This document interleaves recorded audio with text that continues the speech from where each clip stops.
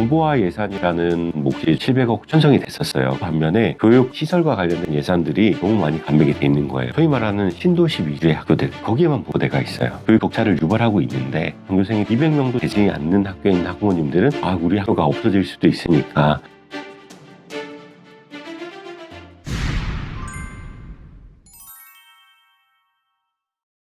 반갑습니다. 경기도의회 교육행정위원회 부위원장을 맡고 있고 수원, 금곡동, 호매실동, 평동을 지역구를 두고 있는 더불어민주당 장한별 도의원입니다. 반갑습니다. 제가 대학 때 코이카를 통해서 미얀마라는 지역에 봉사활동을 간 적이 있어요. 작은 마을에서 지역 주민들이랑 소통하면서 여러 가지 일을 함께 했었거든요. 그러다 보니까 마을이 점점 바뀌는 게 보여지더라고요. 그때 한 사람으로 인해서 이렇게 지역이 바뀔 수가 있구나. 졸업을 하고 국회에서 보좌진으로 7년 동안 일을 하면서 또 지역 주민들이랑 소통하면서 지역이 좀 더 좋아지는 모습을 보게 되니까 도의원이라는 직위를 가지고 주민들과 소통하는 역할을 맡게 된 것 같습니다. 교육행정위원회는 말 그대로 학교의 행정실 업무를 주로 담당한다. 학교의 환경적인 인프라, 시설이라든지 정규 교육 과정 이외의 교육 과정들, 또 행정직 분들의 연수라든지 이런 부분을 중점되게 일하고 있습니다. 우리 아이들이 좋은 환경에서 잘 공부를 한다면은 그 아이의 부모도 행복해질 것이고 그 부모가 있는 그 동네도 행복해지겠다. 제 정치적 공약이었어요. 그러려면은 가장 우리 아이들한테 혜택을 줄 수 있는 상임위가 어딜까 생각을 했고 아이들이 직접 부딪히는 학교라는 그 환경에 도움을 줄 수 있는 상임위가 맞지 않을까 그렇게 생각해서 선택하게 됐습니다. 임태희 교육감님을 한번 돌아본다면은 정치적 경험에 있어서는 많은 영향을 가지고 있다고 생각을 합니다. 정책적인 부분이나 혁신적인 변화를 추구하시고 구조를 가지고 움직이시는데 문제는 정책의 추진됨에 있어서 아직까지 명확한 결과가 나온 게 없다. 이런 부분이 좀 아쉬운 부분이 있고요. 경기도 교육청이란 조직이 워낙 큰 조직이기 때문에 변화가 오기까지는 시간이 걸리지 않을까. 좀 더 적극적으로 의원들이랑 소통을 하면서 또 현장의 생각들을 좀 반영해 주셨으면 하는 교육의 중심이 되는 대상은 우리 아이들이라고 생각을 해요. 지역분들이랑 대화를 나누다 보면은 교육과 관련된 많은 이야기와 정보들을 얻게 되고요. 언론에서 나오는 이 교육과 관련된 현안들, 세계적으로 이루어지는 그런 이슈들을 보면서 경기 교육에는 어떤 부분을 접목할 수 있을까 공부하고 있습니다.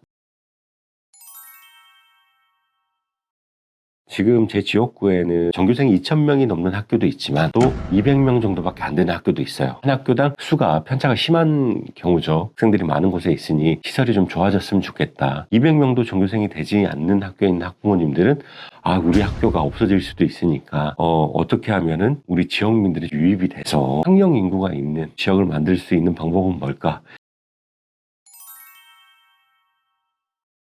정보화 예산이라는 몫이 700억 정도가 편성이 됐었어요. 그 반면에 교육 환경 개선 사업비, 시설과 관련된 예산들이 너무 많이 감액이 돼 있는 거예요. 아이들이 가장 많이 하루에 보내는 학교라는 공간에 시설이 아이들이 몸소 느끼는 체감은 엄청난 거거든요. 정보 시스템 관련된 예산은 직접적으로 아이들이 큰 체감이 없다고 저는 생각을 했어요. 이렇게 말씀드리면은 하드웨어가 받쳐줘야지 소프트웨어가 잘 돌아간다. 이런 느낌의 취지에서 예산 심의 때 말씀을 드린 거예요.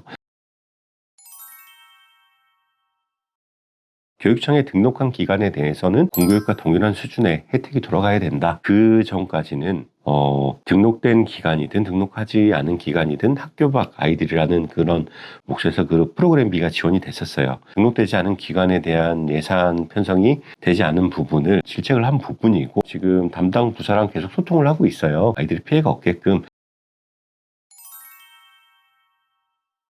이제 선생님들이 교육지원청의 교육장으로 부임을 하게 됩니다. 이제 일선 학교들의 교장 선생님이 본인보다 조금 선배이거나 이렇게 되면 감사에 있어서 명확하지 않다는 인원들이 조금 있었습니다. 우리 아이들한테 공정성이 기반이 되어야 하는 학교이기 때문에 교육청 내부가 아니라 외부의 시민감사관들이 감사에 참여해서 좀 더 명확한 공정성 있는 감사가 진행되지 않을까 이런 생각을 하게 됐고요.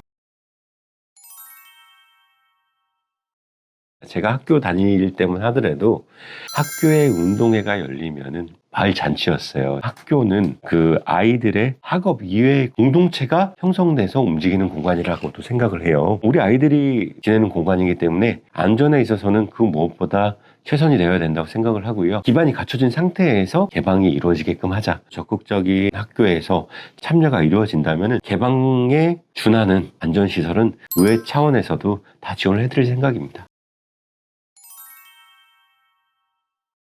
개인이 우선시가 되는 그런 사회적인 분위기가 어느 정도 영향을 끼치지 않았을까. 학교라는 공간이 단순한 배움의 공간이 아니라 사회성을 키우는 공간이기도 하거든요. 학교라는 공간이 갈등이 아니라 통합을 목표로 하는 그런 공간이라는 그 본연의 역할에 대해서 재정립이 된다면 이 학교의 이미지도 좀 더 바뀌지 않을까. 그리고 구성원들 간의 갈등도 좀 줄어들지 않을까. 이 아이비라는 교육이 물론 그 교육 자체만 놓고 보면은 상당히 괜찮은 교육이라고 저는 생각을 합니다. 근데 이게 우리나라에 접목되는 게 있어서 어느 정도의 과정이 좀 필요한데 너무 빠르게 도입하려고 한다는 그런 우려가 있었고요. 근데 실상 이 아이비 시범학교 신청 현안을 보게 되면은 소위 말하는 신도시 위주의 학교들 거기에만 분포대가 있어요. 교육 격차를 유발하고 있는데 교육청에서는 이 데이터를 보고 경기도 내 교육 격차를 해소하는 일을 해야 된다. 그리고 아이비 교육을 할 수 있는 교수진들, 선생님들의 충분한 연수와 진짜 아이비 전문가들을 먼저 육성을 해야 된다. 아이비 시범학교가 좀 소외된 지역이라든지 학생 인구가 좀 없는 곳에 되면은 그 교육을 위해서 우리 학부모님들은 과감한 투자를 하실 수도 있다. 교육으로 인해서 하나의 마을이 재탄생될 수가 있다고 보기 때문에 아이들 한 명당 지원되는 예산은 동일해야 된다고 봅니다. 근데 시설적인 측면을 고려할 때 어느 정도의 낙후도가 있느냐, 위험성이 있느냐 여기에 있어서는 선별적인 지원이 가능하다고 생각을 해요. 일례로 최근에 폭설이 왔었잖아요. 지붕이 만약에 무너진 학교가 있어요. 그러면 거기에 있어서는 그 어떤 예산을 다 차지하고도 가장 먼저 예산이 투입이 돼야 돼서 환경을 개선해 줘야 된다는 부분이죠. 요즘에 이제 경기가 많이 어렵잖아요. 교육청이라는 곳은 엄청난 학교를 가지고 있어요. 교육청의 한 해 예산만 해도 엄청난 예산이죠. 학교 시설을 보수한다. 학교의 용역을 진행한다. 어떤 사업을 진행함에 있어 지역과 상생하는 예산의 집행이 이루어졌으면 좋겠다는 게 저의 생각이에요. 그렇게 되면은 지역 사업체가 사업을 하게 되고 수입이 생긴다면은 지역의 세금도 조금 늘어날 것이며 지자체도 조금 예산이 숨을 트게 될 것이고 그 혜택은 우리 아이들이 받지 않을까 그런 생각을 합니다.